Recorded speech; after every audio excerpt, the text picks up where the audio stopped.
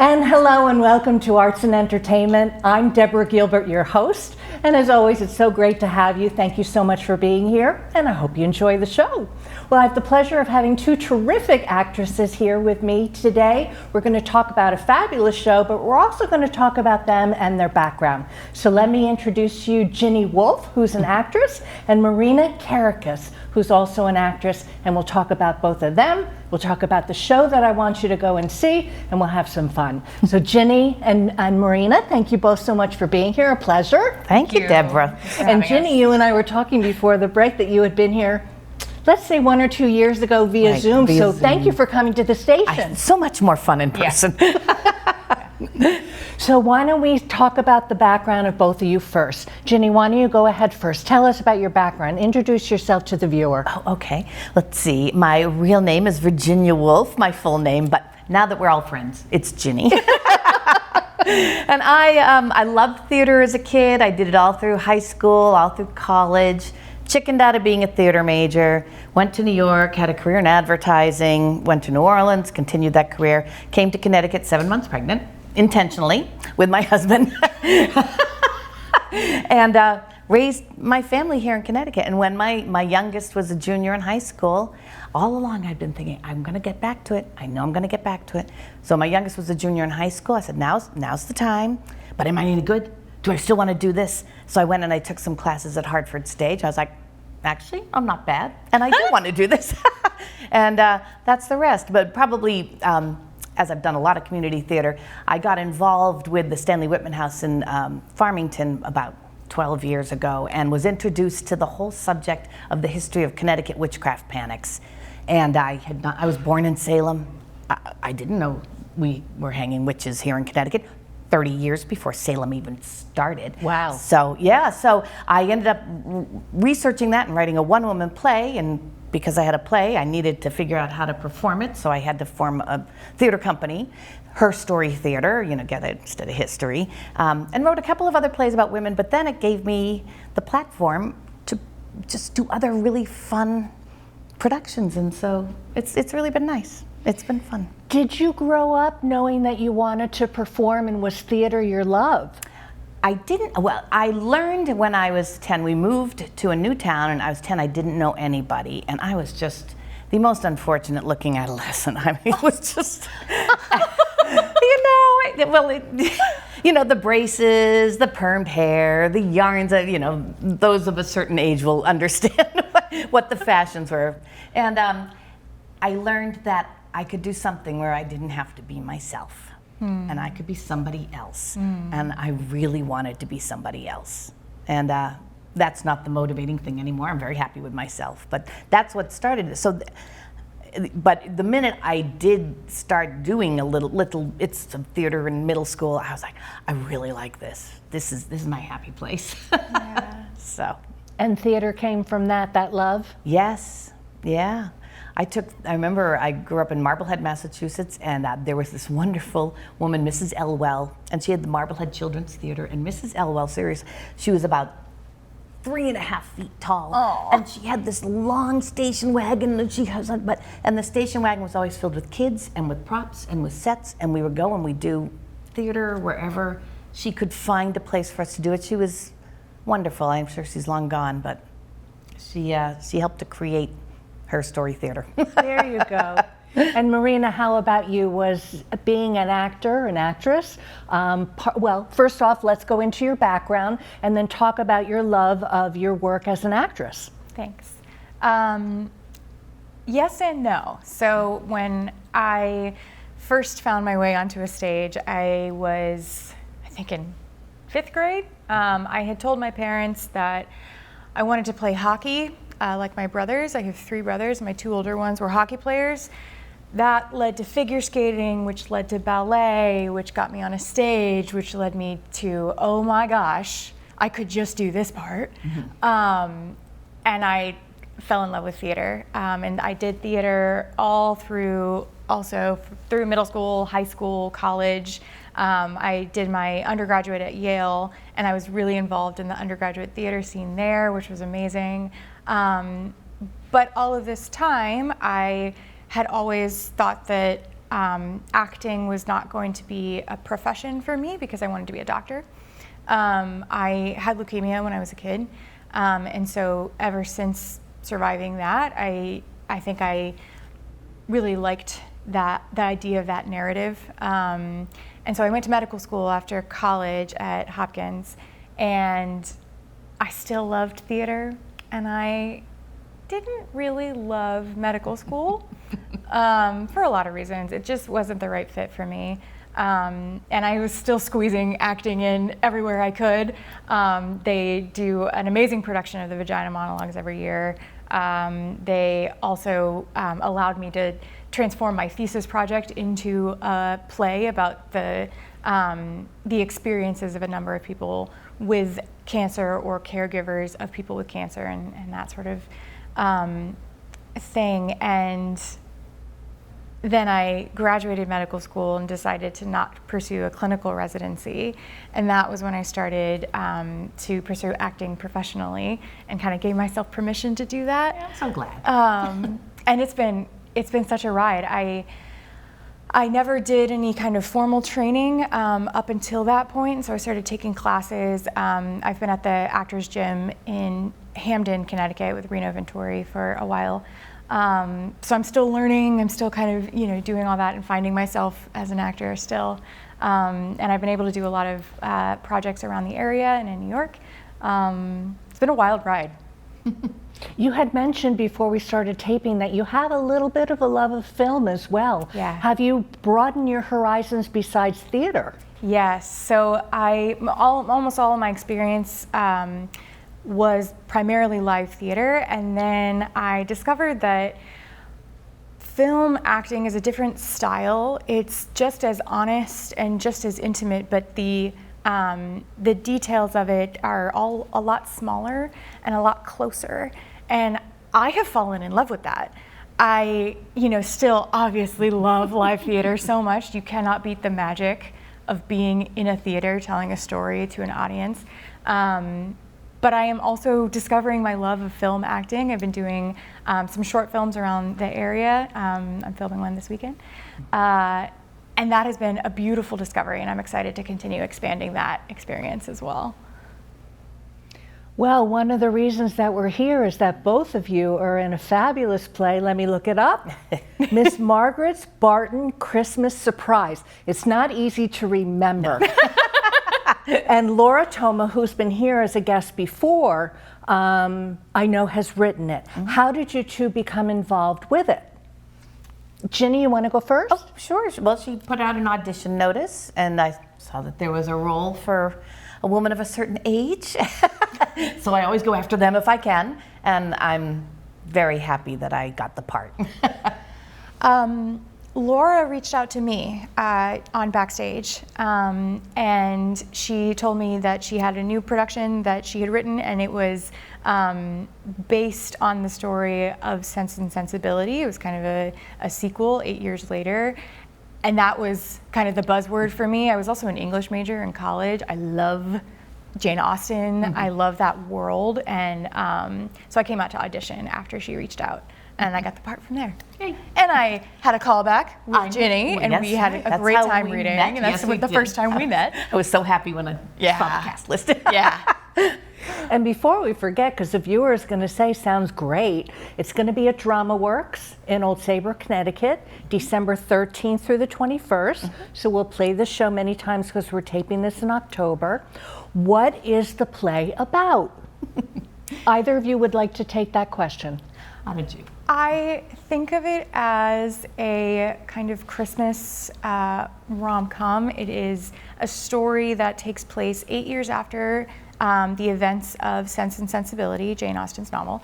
And it follows the story of the youngest sister, Margaret, who I get to play. And she wants to surprise her mother and involves her sisters for Christmas by going back to Barton Cottage, which is where they moved to at the beginning of Sense and Sensibility, kind of starts their story off. So there's a lot of nostalgia in that. And then she is surprised by the appearance of her performer lover who shows up and makes the surprise quite a bit more surprising. And it's kind of about, you know, the relationship of this family that has been, you know, both from birth and also found family, and the intimacy of that, and of kind of finding yourself and figuring out how to express yourself in an honest way with the people that you love and trust. So it's really beautiful. It's so cozy, and we're in the cottage. And it's just a lot of love and joy. That's because I just came off of, you know, the Connecticut witchcraft panics. It's really, that is joyful. Yes, I'm wearing bright and Christmas. I'm like so excited to go into that world. So excited. Now you're going to have your first reading next week. The viewer's probably saying, I don't know what that means. How do you get, you've auditioned, how do you get started rehearsing and then to performing? That's probably the most fun. You all sit around, often strangers, reading a book.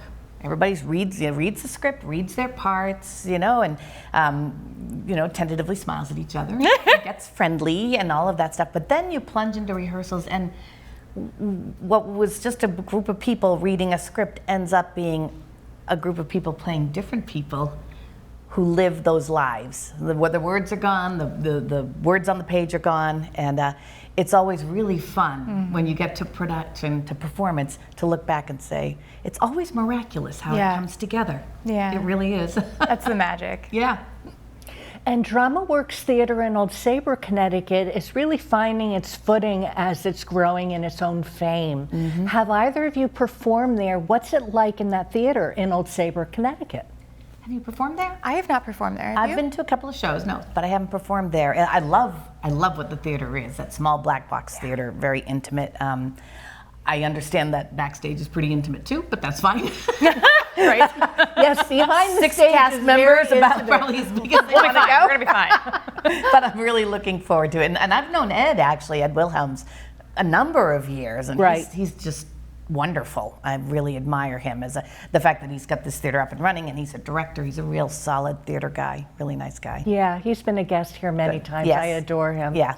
Let's take a break. I'll be right with you.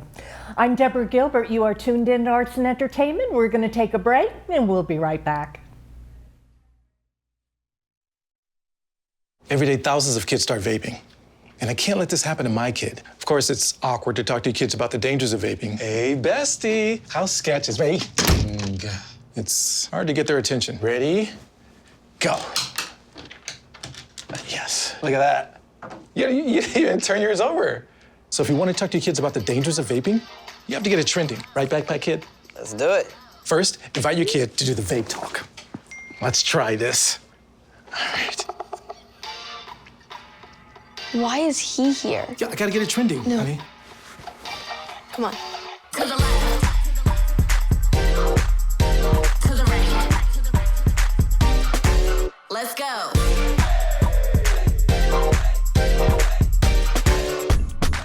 Oh, honey, can we talk? Yeah, what's up? I see a lot of your friends vaping. Visit talkaboutVaping.org for tips on when and how to have the vape talk.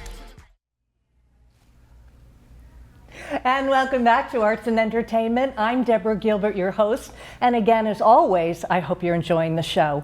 My conversation continues on with Ginny Wolf and Marina Kerekes. And Ginny, what we had talked about during the break is I don't want to forget all the parts of you. You bring a lot to this wonderful show, to your show, the League of Professional Theater Women, your talk show on radio, and Her Story. Let's talk about the League of Professional Theater Women. I'm lucky to be a part of it now. You're part of the steering committee. What is the League all about? Well, we're really, the Connecticut chapter, the League of Professional Theater Women is exactly that. I don't know when it was founded out of New York, but it was to support women in theater who, you know, are often don't get the same opportunities. And it's really become a wonderful group, all supporting each other. It's networking. And I'm very excited. In March, International Women's Month, we'll be doing a month-long celebration, taking over from the Ivyton Playhouse Women's Theater Playwright Festival. We'll be taking that and also just involving all theaters in the state, encouraging them to do theater with, about, from, by women, or if, and many of them already have their season set, and we'll have flyers that just will highlight all of the theater featuring women in the state, and then they'll start going into programs at theaters all over the state in January, and we'll have culminate, I think, in a party and in awards, and I'm not on that committee, thank goodness, but from what I understand. But the league is terrific if you are a woman in theater. I did not really consider myself professional. It was very scary, and actually I was part of their new member Zoom last night, and everybody else is like really professional. But I thought, but I have a theater company, and I get paid to perform, and I pay people to so that's professional, even Absolutely. if I'm not union. Yeah. Sure.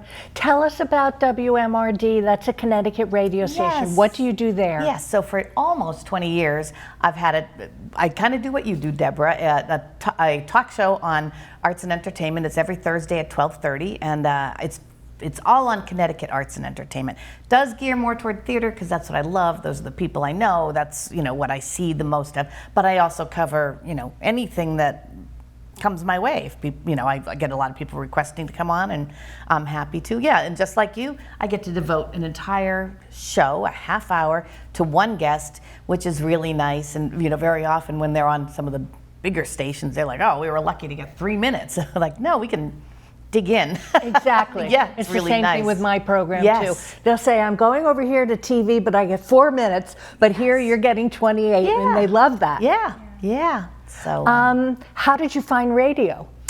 I thought back before my youngest was in high school, I was going to become a famous voiceover artist. That was what I was going to do. And it's so long ago that I still have a box of tapes in my closet because that's how long ago it was that I decided I was going to do it.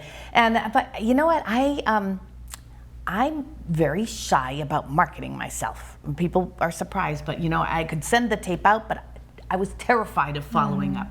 So I thought, well, that's probably not the best. But I was connected through some networking with a couple of women who had a show on WMRD. And they said, oh, come on down and, maybe you can do some voiceover work for the station. And I ended up doing a lot of work there, doing the voiceovers, and thinking, I could have a show. We have a lot of syndicated programming, but then we have a few hours of our own. And I was like, I could have a radio show. I could do this. I could do this. What do I know? I know arts and entertainment. So I did. There you go. And it's 20 years later. 20 years later, my I can't gosh, believe really? it. Seriously, I know I don't look nearly old enough to have a radio show for 20 years, but and I have made, just like with the chapter, so many wonderful friends. And you probably feel the same way. I get to talk to the most interesting people in Connecticut. Yeah, The most exactly. fascinating, fun people in Connecticut. Yeah. Through this, yeah.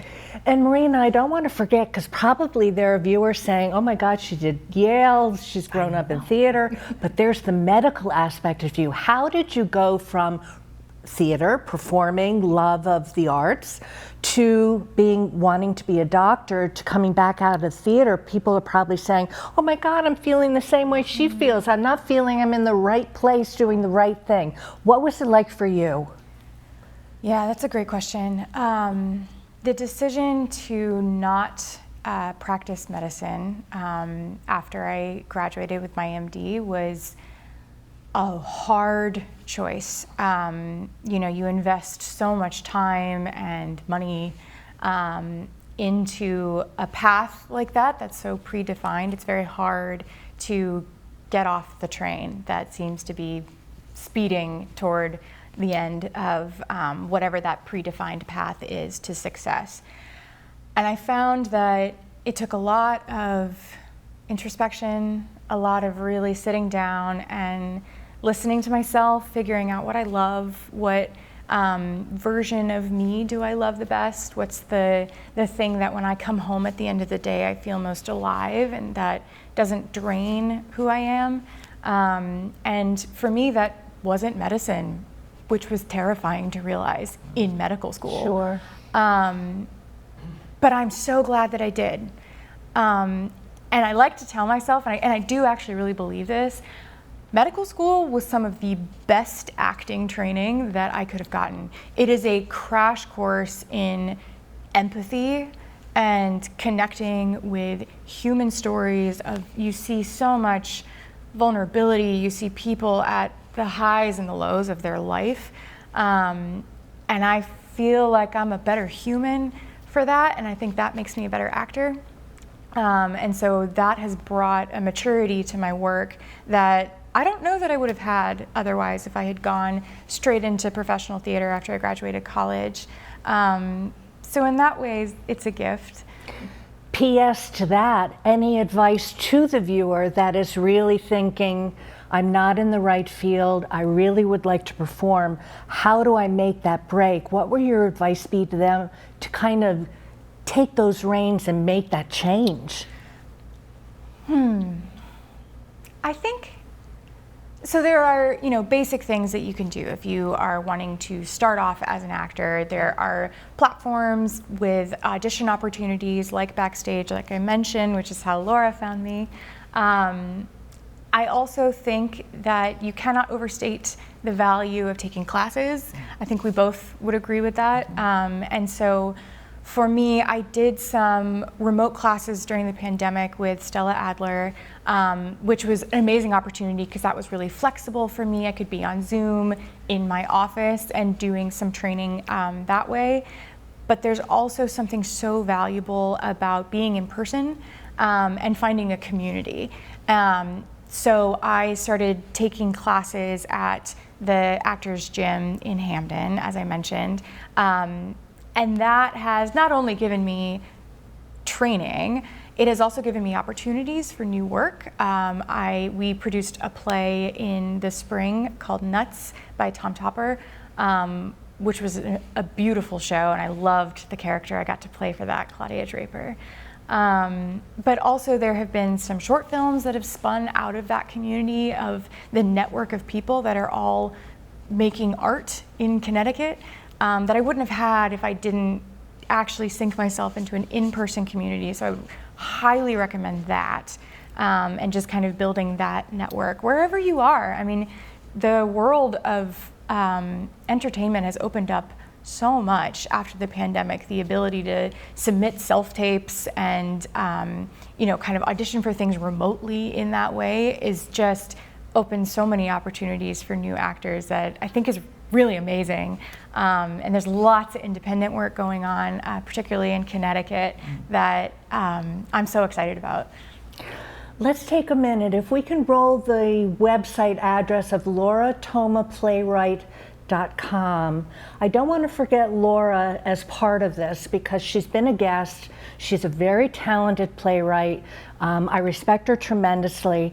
How has it been working with her, and what do you think of her work as an artist? Either of you or both of you.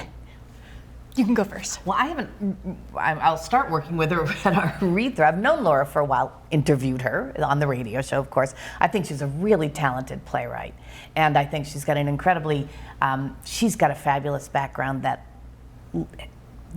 enables her to write plays that are incredibly human and with really good parts, kind of like what you said about medicine. Just she's lived through things that have made her, I think, an extra special playwright. Were you in the reading? Had you worked with her beforehand? I have not worked with her before, but I'm getting so excited for this play. I think there's an extra magic about doing a new play. So she is an incredible playwright. She has had other productions of her different works in the past, but the ability to originate these characters, and I think you said it exactly, Laura has created characters that are so human. So even though this play is set, in the age of Jane Austen and Sense and Sensibility, which maybe isn't as relatable, these people are so relatable, and these women are all just beautiful, full characters that are so full of life and their relationships. And that is hard to capture as a writer, and she's done a beautiful job with that. and that has been so fun to work with her in the audition and callbacks, getting direction from her already, and then now having the full script and getting excited to start on that. Oh, it's gonna be so fun. much fun. Yes, yes. So then will you rehearse in the Drama Works play theater for the next 2 months? Is that where it's at, do you think? Yes. Or, Yes. well, they have space now in Deep River, Connecticut. Will you do both? I believe we're going to move into the theater soon. I think they have a production on right now. Is that Venus and Fur? I think they've got something going on right now. But then I think it's ours. I'm speaking just because that's what yeah, exactly. I don't mean to. We'll start off, I think, with a few rehearsals before we actually get into the space. And that being able to rehearse in the space is huge. Oh, yeah. Oh my gosh. You rehearse it. Space is a premium for theater, and I've had many rehearsals in my son's bedroom because Exactly. it's kind of empty. So having that, and I think she's already been working on sets, and you get the chairs. It makes it much easier to create your character. Yeah, I think particularly for this play where the cottage is its own character in the story, which is the reason we're all here, is because of this physical space. So the ability to grow into that space and build that world together with the set, that's a beautiful opportunity. You don't always get to do that. And it is a smallish space, and I do believe we'll be doing some dancing. So being able to learn how to dance in the space where you're going to have to do it is really helpful for someone with 2 left feet. So it's going to be great. Oh, it'll be fabulous. Well, I want to thank you both for being here. We have run out of time. All the very best. I'm so excited for you. Thank you, I can't wait to see the play. Look forward We're excited to it. too. Yes. And Ginny, Marina, thank you so much for being here. It's been a pleasure. Thank you. Thank you. And thanks to all of you. I'm Deborah Gilbert. You've been tuned in to Arts and Entertainment. In case you need to reach me, I'm at artsandentertainment@mail.com. Well, I hope you have a super day today. Thank you as always for tuning in, and I'll see you next time.